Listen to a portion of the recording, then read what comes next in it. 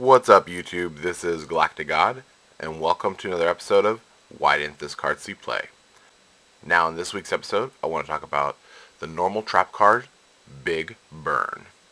Now, this card was originally released as a super rare in Invasion of Chaos, and then later re-released as a super rare yet again in Dark Revelations 2. This card has an effect that states you can only activate this card when your opponent activates a card that targets a monster in the graveyard. Remove from play all monsters in both players' graveyards.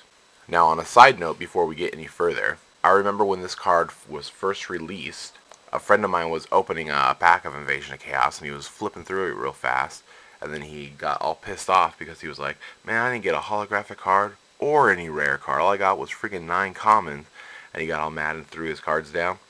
And I went over and I started thumbing through it, and I was like, you did get a holographic card, you fool. This is a super rare. And he looked at it and he's like, oh my god, this is holographic? And if you've ever seen Big Burn, you can kind of tell that the card itself has like a strange kind of holographicness to it. It's not the normal shininess that you would see from any other kind of Yu-Gi-Oh card. It's actually quite different than any other Yu-Gi-Oh holographic card.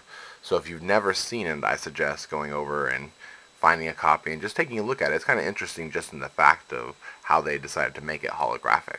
That said, onto what this card is actually useful for. Now, removing monsters in both players' graveyards is kind of good and bad at the same time. When your opponent goes to use something like Call the Haunted or Monster Reborn, you can obviously use this and then remove all their targets out of play. If they summon something like Junk Warrior or Debris Dragon, you can then use this card and get rid of all their targets, so then they're just left with that one tuner on the field. I've also found this card to be a pretty good side deck against Infernities, as when they go to use something like Infernity Launcher or something like that, you can remove everything and leave them kind of standing there, twiddling their thumbs. I think it also kind of combos well with Necroface, so if you're playing some sort of weird Necroface remove from play kind of deck, you can use this to not only counter one of your opponent's moves, but get rid of your Necroface out of your graveyard as well. It's kind of an interesting kind of tech choice for that kind of a deck.